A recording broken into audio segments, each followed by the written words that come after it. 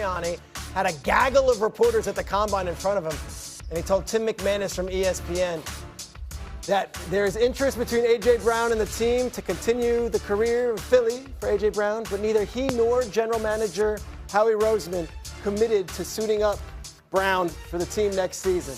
Look at this. Speaking of the Combine, this is what he had. Yeah, my expectation is he wants to be here, right? And obviously you want good players like that in your building. Will A.J. be here next season? I think we're still in a spot. Like, I can't guarantee how anything is going to go play out next season. I'm thinking I'm going to be the coach next season, but you can't guarantee anything past tomorrow. Sometimes it's the things you don't say that are most intriguing. We've got Jason McCourty here, Domonique Foxworth on the screen. Nick, we're going to start with you. That reaction from Sirianni, he could have taken it a lot of ways. Yeah. What was your take from that quote that we got yesterday at the Combine?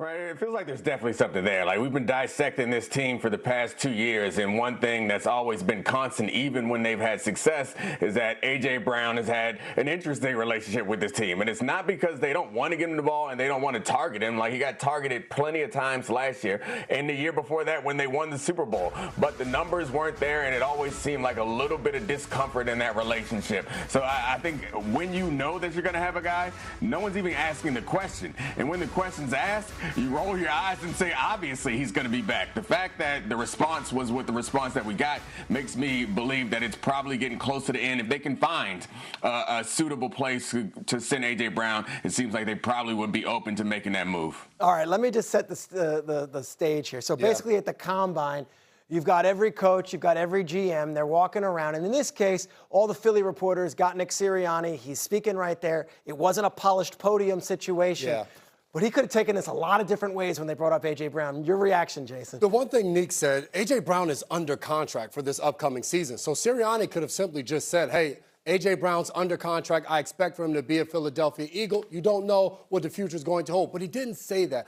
I will also add that he said, we want A.J. I like A.J. Brown. I want him here. I believe A.J. Brown wants to be here. He said those words. So I don't want to look at this and dismiss the fact that there's still a lot of love between A.J. Brown and the Philadelphia Eagles.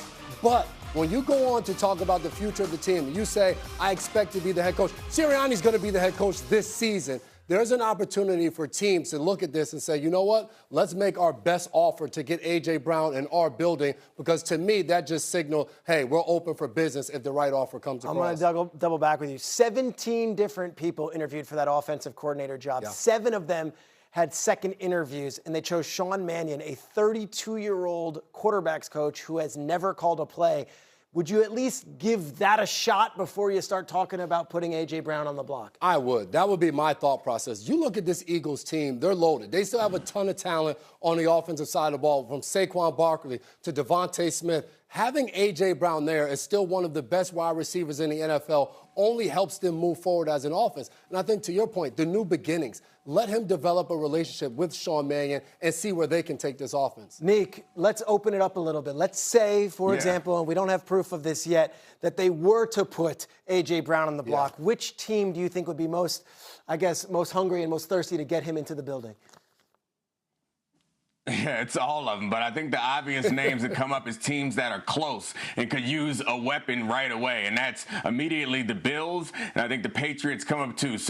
A team that needs their true number one, that already has a quarterback in place that can get him the ball, that's looking to get over the hump. So A.J. Brown would be perfect for any of those teams that feel like they're right on the doorstep but need a little punch offensively to get it done. What about you? Absolutely. And I'll go on the other conference, and I'll look at a team like Green Bay, a team like the 49ers, teams that they have weapons, they have guys out there. But if you place a guy like A.J. Brown on one side of the field, it dictates defenses. And now they have to figure out, are we doubling him? Are we putting a guy over the top? Those type of situations help a quarterback and allows him to really go out there and flourish. All right, for some context at home, at the Combine, most coaches and GMs speak at the podium in a more formal environment. That will happen today for both Howie Roseman and Nick Sirianni, so don't worry. We will get plenty more on this. But A.J. Brown's name, it wasn't a quick out-of-hand dismissal by... Unsportsmanlike is presented by Progressive Insurance. Bundle home and auto and save as a Progressive.com for more information. along with Michelle Smallman, Chris Canty, Evan Cohen with you. Combine week getting going here in Indy. A lot of coaches are speaking today. We will have a ton of that sound throughout the day here on ESPN Radio and, of course, on our show tomorrow, 6 to 10 a.m. Eastern, ESPN Radio, ESPN2, ESPN at Sirius XM 80, and all the great ESPN radio stations across the country. And one of the teams that we are excited to hear from over the next few days, Minnesota Vikings. What are they doing at quarterback? So, J.J. McCarthy, obviously, is the guy currently. Is he? Yeah, obviously. He's the guy. He's currently under contract as the guy. Is he not? Whether you think he is or not. He's under contract. Okay. He is a member of the team. Yeah, right. Okay. So what do they need to do? He is there. What do they gets need a to paycheck. What do they need to do? Bring in some competition in that quarterback room. Well, they're going to have some options, but you can't go into this season with the same plan that you had last season. Obviously, bungling the Daniel Jones and Sam Darnold of it all and going with J.J. McCarthy, even though he needed time to develop, didn't work out. Not only with the injuries, but in the reporting that we've gotten since then about his limitations and how the Vikings had to eliminate middle-of-the-field throwing concepts for him to simplify it even more, it clearly was problematic from a football standpoint last year and from a health standpoint last year. And this is a team that has a defense that is solid. You have weapons on the offensive side of the ball. You have a great coaching staff. You can't go into this season, especially in that division, without someone else in that quarterback room that you can rely on. J.J. McCarthy seems to be more of a developmental project at this point.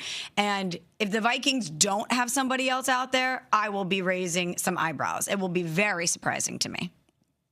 I'm trying to think of the quarterback that they could bring in that would give the veteran players on that team, and most importantly, Justin Jefferson, confidence that the team can contend, while also leaving the door open for J.J. McCarthy to win the starting job in training camp. That is threading a very fine needle, and I don't know how you do it. Would Malik Willis do it? No, because you're going to have Would to pay Mac so Jones much money. You're going to have to pay so much money for Malik Willis, and you're going to have to trade for Mac Jones. I mean, I guess you could try to run it back with Kirk Cousins, but that doesn't evoke a lot of confidence at this stage in his career. No.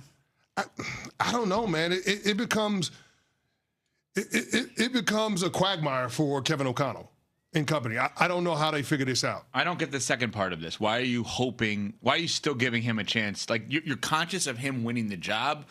Because that's what they've said. They want him to try. They want him to be their quarterback moving forward. But they also acknowledge that they're going to have to bring in competition. But that's what they've said. So they want him to be their quarterback, him being J.J. McCarthy. They want him to be their quarterback because they drafted him, because they think he's good.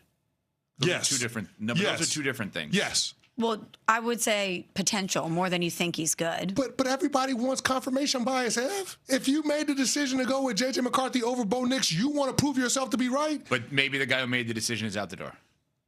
He didn't make that decision in a vacuum. There were other people there, namely Kevin O'Connell. We can't call him one of the best quarterback coaches in the entire league and think he was completely removed from the process.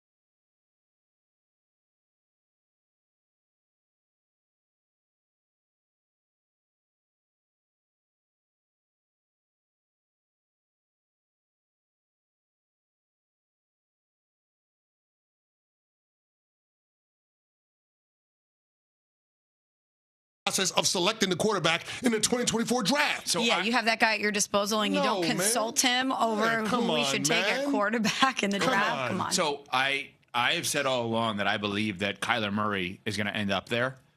I'm starting to backtrack a little bit on that, and everyone wants to talk about Kirk Cousins. The more I think about this, the more I think it makes all the sense in the world for Aaron Rodgers. I really do. I think that Kevin O'Connell clearly wanted him last year. Aaron Rodgers clearly wanted them last year. There was something in between. We're made to believe, whether it's true or not, we're made to believe it was Kwesi Adolfo-Mensah, the general manager. Mm-hmm. You still want to believe in J.J. McCarthy, but you're still not sold on him. So how do you buy time? Bring in a quarterback who still has a little bit left, but maybe only 1 year left. Now, Rodgers is in a really good place, I think, with Packers fans. I think. Maybe not the greatest, but not the worst. Better. If he goes to Minnesota, that changes. Does he want – and in a way, if he goes back to Pittsburgh, it actually ties the bow around his Packers career in a weird way because of McCarthy. Mm-hmm. I know that's a weird way of thinking here. And they said that Aaron Rodgers is leaning toward returning back to Pittsburgh. But I think he's the one that makes the most sense in Minnesota. Can I throw out a wild card? And I know I've been out on this quarterback, and I haven't necessarily thought that he's a franchise guy, but he could be the perfect fit for what the Minnesota Vikings are looking for in terms of giving McCarthy an opportunity to compete for a starting job, but actually adding somebody that has led a team to the playoffs. What about Tua? Oh, what? Come on. What about Tua in Minnesota? What about him? I'm just saying, a guy that has led a team to the playoffs, a guy that by no means is a slam dunk in terms of winning a quarterback competition in training camp, but somebody that, again, has gotten a team to the postseason.